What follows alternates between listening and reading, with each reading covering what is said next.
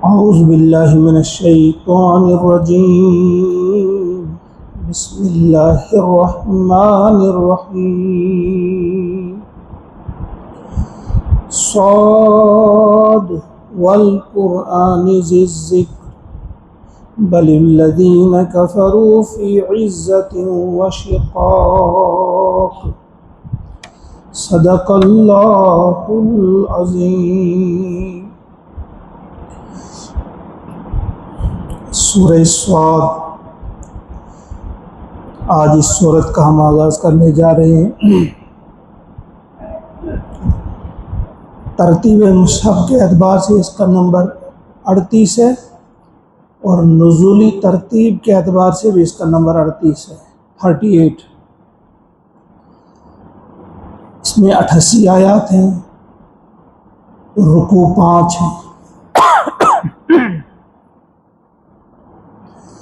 یہ مکی صورت ہے، مکہ کے بھی درمیانی دور میں یہ نازل ہوئی ہے.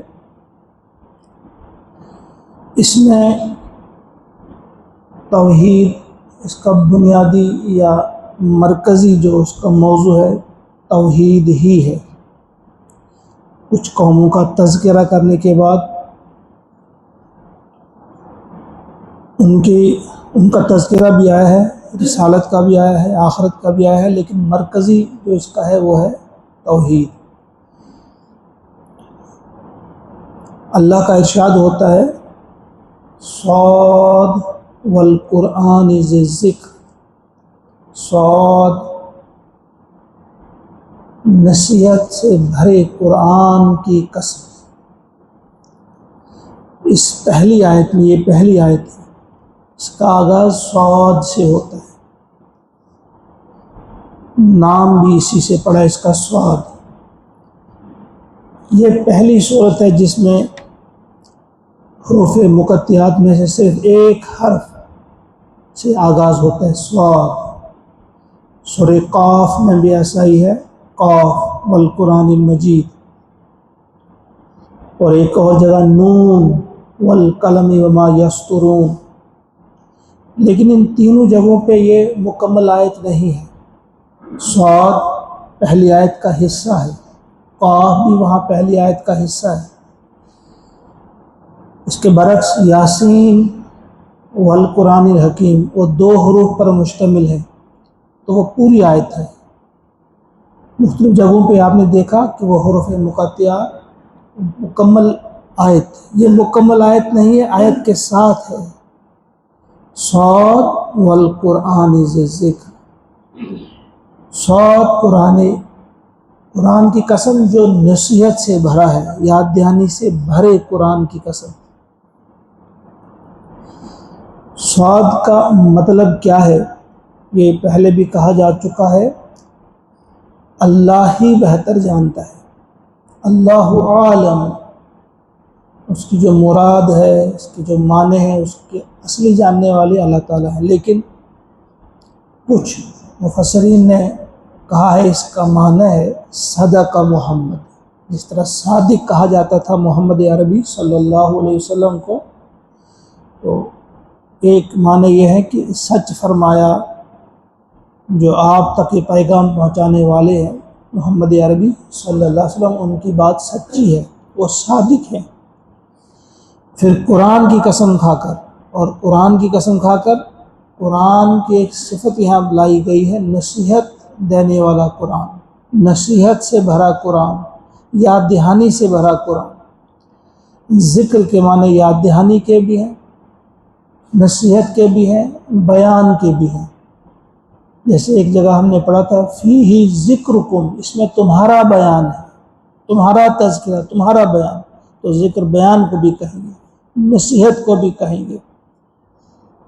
تو فرمایا قرآن ذی ذکر، نصیحت سے بھرے قرآن کی قسم.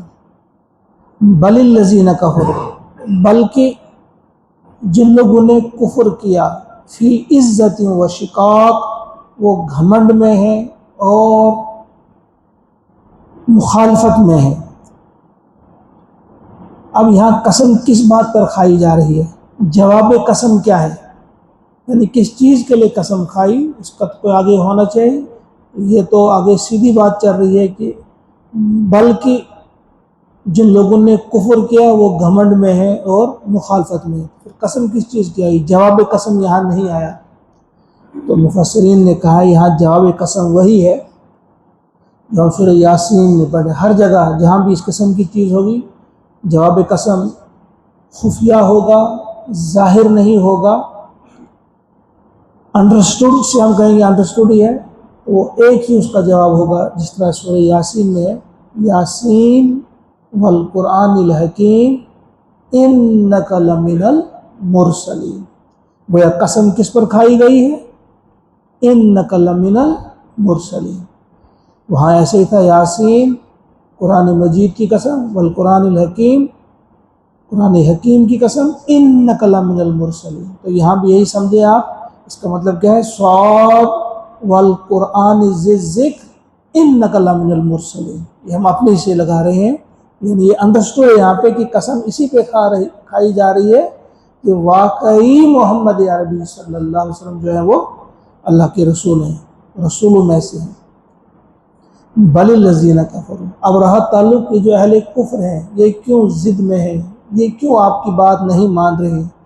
کیا ان کو سمجھ نہیں آ رہی ہے؟ کیا قرآن کو یہ سمجھ نہیں پا رہے؟ ایسا نہیں. یہاں ایک اور نقطہ بھی ہے ذکر والقرآن ذکر سے، یعنی ایک یاد دہانی. اس کا جو میں نے معنی بتایا نا، ایک یاد دہانی کرنے والا قرآن. تو یاد دہانی کس کی جاتی ہے یہ بھی ہمیں معلوم ہونا چاہیے. یاد دہانی اس چیز کی جاتی ہے جس کے بارے میں پہلے سے انسان کو کہا گیا ہو. فی الواقع ایک انسان کو معلوم ہو کوئی چیز، پھر اس کی یاد دہانی کرائی جاتی ہے. تو اس کے معنی یہ ہے کہ اللہ تعالیٰ نے ہمارے اندر، ہماری جبلت میں یہ چیز، ہماری فطرت میں یہ چیز داخل ہے کہ واقعی اللہ ہے اور اللہ ایک ہے، اور اس کے احکامات لانے کے لیے وہ اپنے کسی بندے کو بھیجتا ہے، آج تک بھی بھیجتا رہا ہے. یہ ہماری فطرت میں اللہ تعالیٰ نے ڈال دیا. تو گویا یہ قرآن جو ہے یہ کوئی نئی بات ہمیں نہیں بتاتا، بلکہ ہمیں جو پہلے سے ہمارے اندر ڈال دی ہے اللہ تعالیٰ نے، اسی کی یاد دہانی کراتا ہے یہ کہ تم ایسے نہیں ہو، بلکہ تم کو بھیجا گیا ہے. تمہارے بھیجنے کا ایک مقصد ہے، تمہارا بھیجنے والا ہے کوئی جس نے تم سے باز پرس بھی کرنی ہے تم کیا کر کے آئے. تو یہ یاد دہانی اس اعتبار سے ہے کہ ہمیں معلوم ہونا چاہیے اور ذہن میں رہنا چاہیے کہ قرآن ہمیں نئی بات کوئی نہیں کہتا. یہی وجہ ہے کہ آج تک کوئی بھی شخص قرآن کے کسی حکم کو بھی غیر فطری ثابت نہیں کر سکا.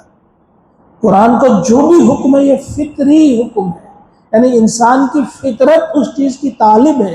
انسان چاہتا ہے، انسان کے اندر وہ چیز ہے ان بلٹ، وہ چاہتا ہے کہ اس کے اندر والی آرزو جو ہے، اس کا انر کانشنس جس کو ہم کہیں گے، وہ یہ چاہتا ہے. لیکن اگر وہ اس نے اس کو خالص رکھا ہوگا، اگر وہ پلیوٹڈ نہ ہو، اگر وہ خراب نہ کیا ہو ہم نے، تو اگر ہم نے اپنے اس کو بچایا ہو، تو جو بھی قرآن کا حکم ہے یہ ہمارے، آپ سمجھو ہمارے دل کا حکم ہے، ہمارا ضمیر وہی چاہتا ہے. تو یہ یاد دہانی ہے قرآن. اب جو انکار کر رہے ہیں، جو انکار کرنے والے ہیں، وہ اس لیے انکار نہیں کرتے کہ ان کی سمجھ میں بات نہیں آتی. نہیں، حقیقت یہ ہے فی عزت و شقاق. عزت سے مراد یہاں گھمنڈ ہے. عزت کا ایک معنی گھمنڈ بھی ہے، یعنی ان کے اندر غرور ہے، گھمنڈ ہے، اور شقاق، اور بس مخالفت کی بنا پہ وہ انکار کر رہے ہیں اور کوئی وجہ نہیں ہے. کم اہلکنا، کتنے ہی جن کو ہم نے ہلاک کیا، من قبلہم، ان سے پہلے، من قرن، امتوں میں سے کتنی ہی امتیں ہیں ان سے پہلے گزری ہیں جن کو ہم نے ہلاک کر دیا. فنادوا، پھر وہ پکار اٹھے، پھر وہ چیخے. یعنی جب ان کو ہلاک کرنے کی باری آ گئی، وقت آ گیا، جب ان پر عذاب آ گیا، اس وقت وہ چیخ اٹھے. فنادوا، وہ فریاد کرنے لگے. ولاتا، اور نہ تھا، لاتا سے مراد یہاں لا ہے نہیں، ولاتا، اور نہ تھا، حین، وہ وقت، مناس، چھٹکارے کا. یعنی جب وہ پکار اٹھے، وہ چیخ اٹھے، لیکن وہ پھر چھٹکارے کا وقت نہیں تھا۔ وہ ایسا وقت تھا نہیں کہ جس وقت ان کی بات سنی جاتی ہے۔ جب طوفان آ جاتا ہے، جب عذاب آ جاتا ہے، عذاب کے آثار بھی نمایاں ہو جائیں، اس وقت کوئی قوم توبہ کرے تو وہ توبہ قبول نہیں کی جاتی۔ ایک ایکسیپشن ایک جو ابھی ہم پڑھ رہے تھے، قوم یونس، صرف ایک قوم، جب انہوں نے عذاب کے آثار دیکھے وہ سب جمع ہو گئے ایک میدان میں، انہوں نے توبہ کی، اللہ تعالیٰ نے ان کی توبہ قبول کی۔ صرف ایک قوم ہے، باقی جب بھی جہاں بھی جس قوم کی پر بھی عذاب آیا، آثار دیکھ کر وہ چلائے۔ فرعون بھی جب طوفان میں گر گیا، اس نے کہا تھا میں مان گیا اب رب کو، موسیٰ اور ہارون کے رب کو مان گیا، مگر کہا گیا آن، اچھا اب مانتا ہے، جب عذاب میں پکڑا گیا اب مانتا ہے، اب یہ ماننے کی بات نہیں، یہ قبول نہیں ہوگا۔ کافی وہ چیخ اٹھے، انہوں نے فریاد کی، وَلَّا تَحِينَ مَنَاس، لیکن وہ وقت نہ تھا چھٹکارے کا، وقت گزر چکا تھا۔ وَعَجِبُوا، اور انہوں نے تعجب کیا، أَن جَاءَهُمْ، کہ آیا ان کے پاس، مُنذِرٌ مِّنْهُمْ، ڈرانے والا، خبردار کرنے والا، منہم، انہی میں سے۔ انہیں تعجب اس بات پر کہ ایک ڈرانے والا، خبردار کرنے والا انہی میں سے آیا، یعنی انسانوں میں سے ہی آیا۔ وہ یہ چاہتے تھے کوئی اور مخلوق، کوئی فرشتہ آتا، کوئی اور آتا۔ وقال الکافرون، اور کافروں نے کہا، ھذا، یہ ساحر، یہ ساحر ہے، جادوگر ہے، کذاب، جھوٹا ہے، نعوذ باللہ۔ حیرانگی تو اس بات پر ہونی چاہیے تھی اگر پیغمبر کوئی اور مخلوق ہوتی، فرشتہ، انسان کہہ سکتا بھائی فرشتہ اگر یہ کر رہا ہے تو اسے تو کوئی حاجت ہی نہیں ہے، اس کے لیے کیا پرابلم ہے، یا کوئی اجنبی آتا وہ کہہ سکتے تھے ہم کیا معلوم یہ سچا ہے کہ نہیں ہے۔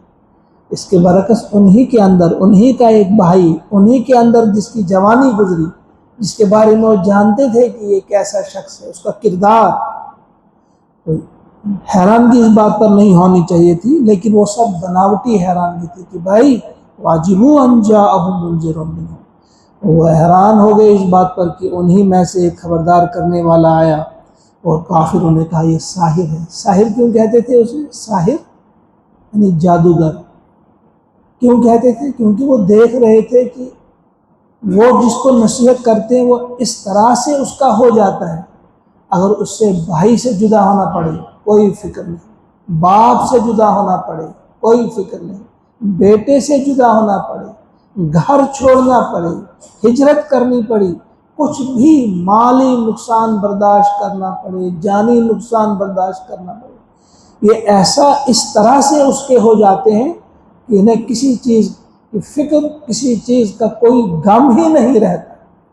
اس لیے وہ کہتے تھے یہ ساحر ہے، یہ تو جادوگر ہے، یہ تو یہاں بھائی بھائی کا نہیں رہا، بیوی شوہر کی نہیں رہی، شوہر بیوی کا نہیں رہا، وہ اس قسم کی باتیں کرتے تھے۔ مگر چاہیے تو یہ تھا کہ وہ تعریف کرتے کہ کس قدر بلیغ، کس قدر خوبصورت اس کا بیان ہے، کس قدر بہتر انداز سے یہ بات سمجھا سکتا ہے، یہ تو تعریف کی بات تھی۔ لیکن جن کے دل ٹیڑھے ہوتے ہیں وہ اچھی چیز کو بھی منفی معنوں میں لیتے ہیں، نگیٹو میں لیتے ہیں کہ بھائی یہ جادوگر ہے۔ تعریف کہاں کرتے ہیں اس کی بیان کی؟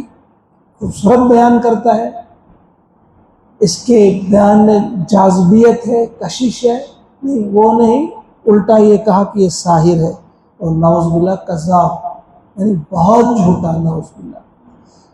اجعل الآلہۃ الہا واحدہ، کیا اس نے بنایا ہے الآلہہ، بہت سارے معبود، الہا واحد، کیا اس نے بنا دیا الآلہۃ، بہت سارے معبودوں کو، الہ واحدہ، ایک معبود؟ کیا یہ تمام معبودوں کا انکار کر کے کہتا ہے کہ بس ایک ہی ہے؟ ان ھذا، بے شک یہ بات جو ہے، لشیء، یہ ایک ایسی بات ہے، ایسی چیز ہے، عجاب، انتہائی عجیب بات، بڑی ہی عجیب بات، یہ ان کے لیے عجیب بات تھی کہ ایک ہی خدا ہو، اتنے کام کرنے ہیں اور وہ ایک ہی خدا کرے، کیسے ممکن ہے؟ ان کے ذہنوں میں یہ بات تھی کہ فلاں چیز کی ذمہ داری فلاں کی ہے، فلاں کا خدا الگ ہے، جل دیوتا الگ ہے، سورج کا خدا الگ ہے، فائدہ دینے والا، نقصان دینے والا، رزق دینے والا، الگ الگ خدا ہے۔ تو یہ وہ کہہ رہے تھے کہ یہ کہتا ہے کہ نہیں، اتنے خدا نہیں ہیں، بلکہ خدا صرف ایک ہے، معبود صرف ایک ہے۔ ان ھذا لشیء عجاب، بے شک یہ ایک عجیب بات ہے۔ یہ 5 آیات آج ہم نے مکمل کی۔ اللہ سے دعا ہے کہ ہمیں توفیق عطا فرمائے کہ اس صورت میں انشاءاللہ آگے ہم پڑھیں گے جو شان نزول اس کا ہے، جو اگلی آیت میں آپ پڑھیں گے، کل پڑھیں گے انشاءاللہ۔ وَانطَلَقَ الْمَلَأُ مِنْهُمْ، یہ کون تھے، کیوں آئے تھے حضور کے پاس، پھر حضور نے کیا جواب دیا، یہ 6 آیت میں جو ہوگی کل، اس میں یہ بات آئے گی، اس میں اس کا شان نزول بھی واضح ہو جائے گا۔ اللہ تعالیٰ سے دعا ہے کہ ہمیں توفیق عطا فرمائے ان آیات کو سمجھنے کی، صحیح معنوں میں غور و فکر کرنے کی، اور ان پر عمل کرنے کی ہمیں توفیق عطا فرمائے۔ اللہم اجعل القرآن ربیع قلوبنا ونور ابصارنا وشفاء صدورنا وذهاب همومنا وغمومنا ربنا تقبل منا انك انت السميع العليم سبحان ربك رب العزة عما يصفون وسلام على المرسلين والحمد لله رب العالمين آمين۔ السلام